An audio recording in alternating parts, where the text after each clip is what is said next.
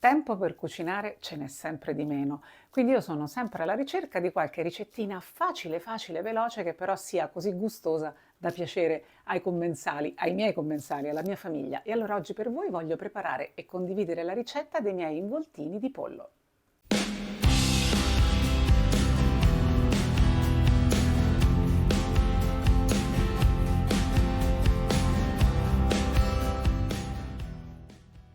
Per la scelta del pollo, diciamo, la cosa più importante è proprio sceglierlo di qualità. Io possibilmente non lo compro mai quello confezionato nella plastica al supermercato, scelgo sempre di andare dal mio macellaio, ma naturalmente non è sempre possibile, quindi ci dobbiamo un po' organizzare. Una cosa però importante è che ho scoperto per caso che il pollo, quello di colore più giallo, che non mi attirava tantissimo, in realtà è più buono. Perché il pollo così gialletto, ve lo faccio vedere, e vi mostro anche il pollo invece rosa, quando non ne trovo tanto compro anche questo rosa, hanno una differenza, ma non vi lasciate incantare dalle cose che si dicono. Molti dicono perché è un pollo più ruspante. È vero, il pollo ruspante è un po' più giallo perché mangia cose naturali, ma non è così. Il pollo giallo semplicemente è così perché è trattato con dei mangimi diversi che sono ricchi di carotenoidi, che sono quei pigmenti che sono anche presenti nella carota, quindi inevitabilmente questo finisce anche nelle carni e lo rende più giallo, ma al di là del colore secondo me è molto più saporito, quindi oggi prepareremo gli involtini proprio con questo. Allora, intanto prendiamo queste fettine, io me le sono fatte tagliare già fine, però siccome dovremo farci degli involtini cercheremo di batterle e per farlo vi consiglio di utilizzare 2 fogli di carta forno.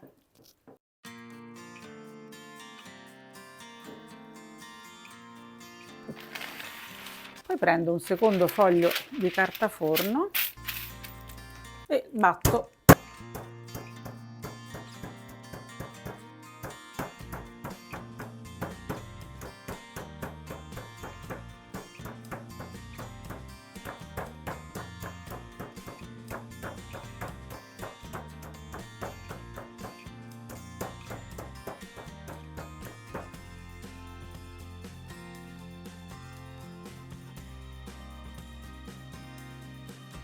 Bene, ora vedrete che le fettine sono leggermente appiattite, ma sicuramente più lavorabili.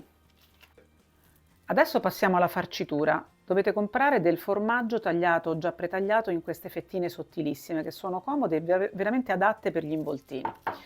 Allora ne cominciamo a mettere una fetta su ogni fettina di carne. Se dovesse essere troppo grande la togliamo via così.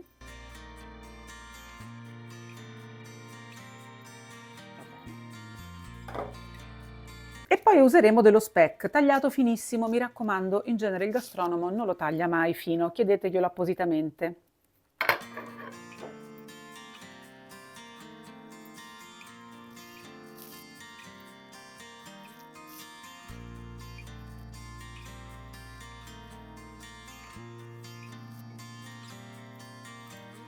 Voilà.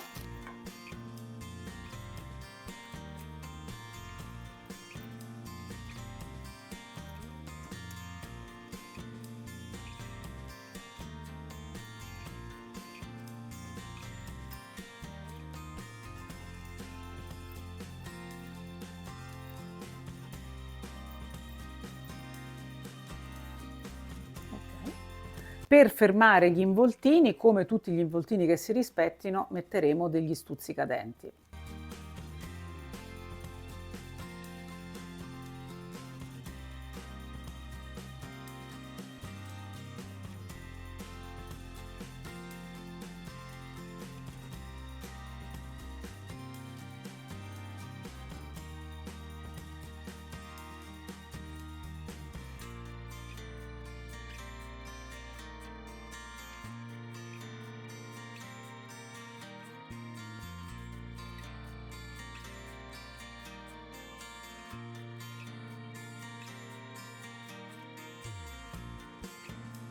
Adesso i nostri involtini dovremo insaporirli. Io normalmente uso delle erbette di un mix che compro appositamente fatto, dove c'è dentro rosmarino, salvia, maggiorana, timo, ma c'è anche del sale, quindi non sono costretta ad aggiungere niente altro. Se però in casa non le avete, potrete usare un qualsiasi mix che avete già, dove c'è per esempio del rosmarino, della salvia, in quel caso dovremo aggiungere il sale. Non abbiate paura di abbondare perché queste verdurine sono veramente quelle che fanno la differenza.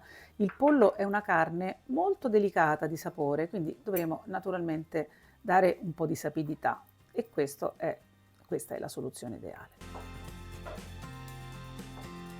Vai, mettiamo un po' d'olio in padella, quanto piace a voi, se un condimento più importante ne mettiamo tanto così, se volete una soluzione più fit sicuramente potremo mettere anche soltanto un paio di cucchiai di olio e cominciamo a disporre i nostri involtini in padella, anche senza aspettare che l'olio sia caldo.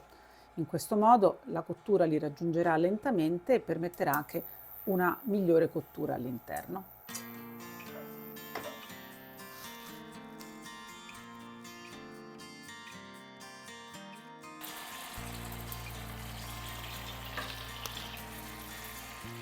Ricetta molto semplice, però per tutti gli ingredienti, se volete troverete come al solito tutto scritto in descrizione qui sotto.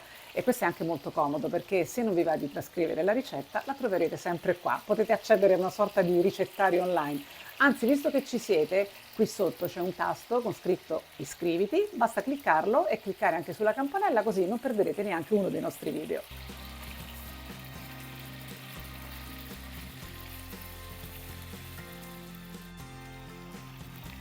Dopo qualche minuto vediamo che la cottura sta andando avanti bene, le giriamo almeno una prima volta. Vedi, si è già formata un po' di crosticina.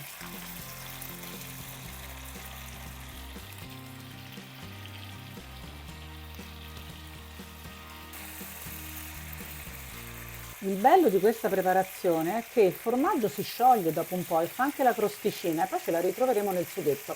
Ecco, perfetto. Allora, siamo arrivati al punto della crosticina, quindi io vado a sfumare con un goccino di vino. Questo è mezzo bicchiere, io ne metto solitamente un po' meno. Lo lasciamo evaporare, intanto andiamo a declassare tutto il fondo.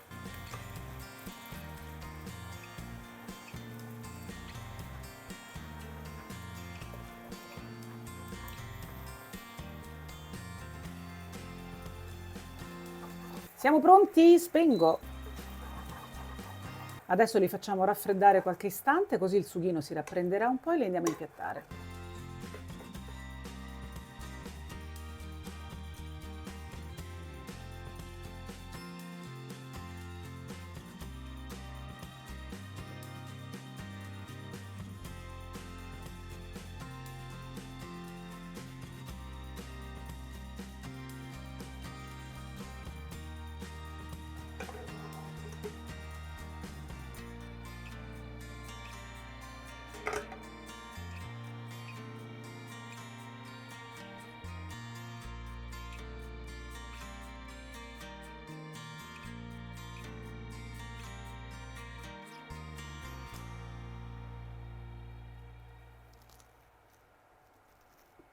Mm.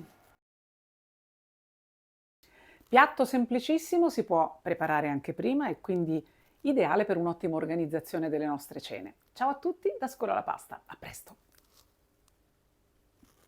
Mm.